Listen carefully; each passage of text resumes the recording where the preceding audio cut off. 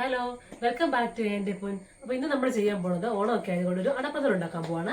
തേങ്ങാപ്പാലൊന്നും ചേർക്കാണ്ട് പശുവിൻ പാലിൽ നമുക്കൊരു അടപ്രഥമൻ ഉണ്ടാക്കി നോക്കിയാലോ. വീഡിയോയിലേക്ക് പോവാം.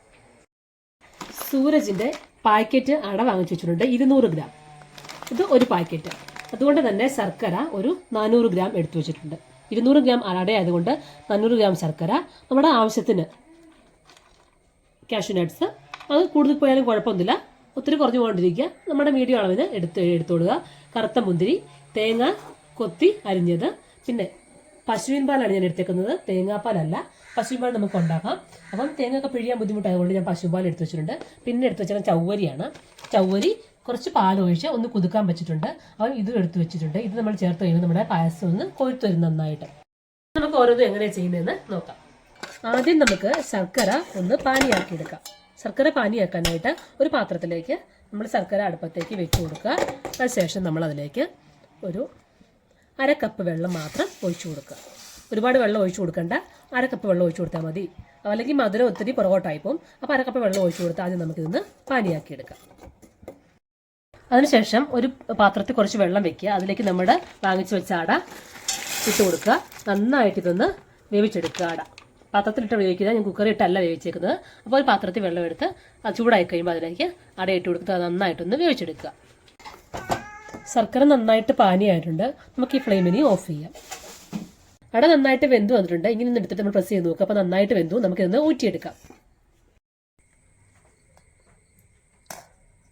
ഒരു അരിപ്പയിലേക്ക് വെള്ളം ഊറ്റിക്കളഞ്ഞ് വേണം അട നമ്മൾ ഊറ്റിയെടുക്കാനായിട്ട്. ഇങ്ങനെ ആയി കഴിയുമ്പോൾ അടയിലെ വെള്ളം മുഴുവനും പൊയ്ക്കോളും. ഊറ്റിയെടുത്ത് വെച്ച അടയിലേക്ക് നമ്മൾ ശർക്കര പാനിയാക്കി വെച്ചത് അരിച്ചൊഴിച്ചു കൊടുക്കുക. ശർക്കരയ്ക്കകത്ത് ഒരുപാട് കല്ലുകളൊക്കെ ഉണ്ടാവും. അപ്പോൾ അതിനുവേണ്ടി നമ്മൾ ചൂടാറിയ ശേഷം നമ്മൾ നന്നായിട്ട് അരിച്ച് ഒരു അരിപ്പയിലേക്ക് അരിച്ച് ഒഴിച്ചു കൊടുക്കുക. നന്നായിട്ട് ശർക്കരയ്ക്കകത്ത് കിടന്ന അട ഒന്നുകൂടെ വേകാനായിട്ട്, വേഗാച്ചാൽ ശർക്കരയ്ക്കകത്ത് അട പിടിക്കണം, ശർക്കര പിടിക്കണം. അപ്പോൾ അത് നന്നായിട്ട് ഇളക്കി കൊടുക്കുക.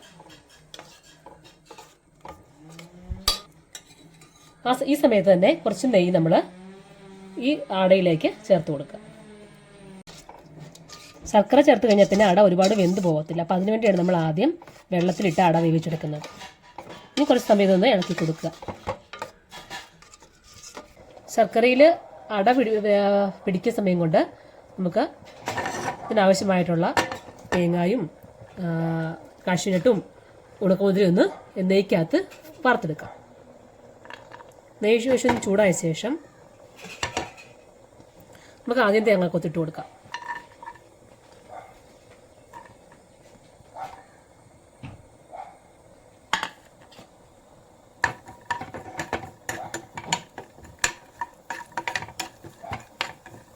തേങ്ങ ഒന്ന് മൂത്ത് വരുന്നുണ്ട്, ബ്രൗൺ കളർ ആകാൻ തുടങ്ങുന്നു. ആ സമയത്ത് നമുക്ക് ഇതിലേക്ക് എടുത്ത് വെച്ച കാഷ്യൂ നട്ട്സും ഉണക്കമുന്തിരിയും കൂടി ചേർത്ത് കൊടുക്കാം.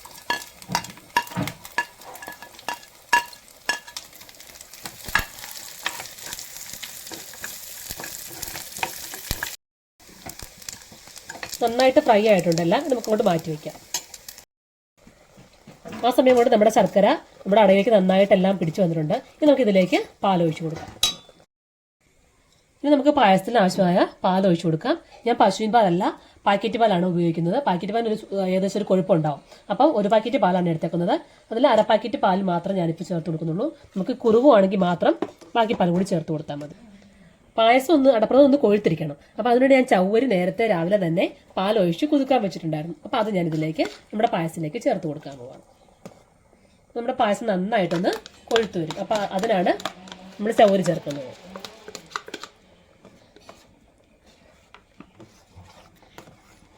ഇത് നന്നായിട്ടൊന്ന് തിളച്ച് വന്നോട്ടെ. നന്നായിട്ട് പായസം കുറുകി വന്നിട്ടുണ്ട്. നമുക്കിനി അതിലേക്ക് നമ്മൾ വറുത്ത് വെച്ച തേങ്ങായും കാഷ്യൂ നട്ട്സും ഉണക്കമുന്തിരിയും ചേർത്ത് കൊടുക്കാം.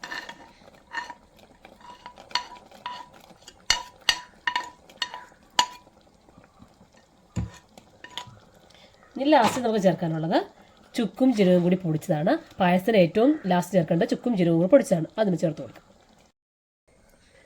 ചുക്കും ജീരകവും കൂടി പൊടിച്ചത് ചേർത്ത് കൊടുക്കാം. പായസമൊക്കെ നന്നായിട്ട് കൊഴുത്ത് നല്ല അടിപൊളി സെറ്റായിട്ടുണ്ട്. നല്ല അടിപൊളി പായസമാണ്. നല്ല മണം വരുന്നുണ്ട്. അടപ്രഥമൻ്റെ നല്ല മണമില്ലേ, ആ മണമൊക്കെ വരുന്നുണ്ട്. അപ്പോൾ എല്ലാവരും ചെയ്ത് നോക്കണം കേട്ടോ. അപ്പം പായസമൊക്കെ എല്ലാവർക്കും ഇഷ്ടപ്പെട്ടെന്ന് വിചാരിക്കുന്നു. ഈ വർഷം ഓണത്തിന് എല്ലാവരും അടപ്രഥമൻ ഉണ്ടാക്കി നോക്കുക. നല്ലതായിട്ട് വന്നിട്ടുണ്ട്. അപ്പോൾ ഇതുപോലെ നല്ല വീഡിയോസിൽ കാണാം. അത് take care. Happy Onam. By.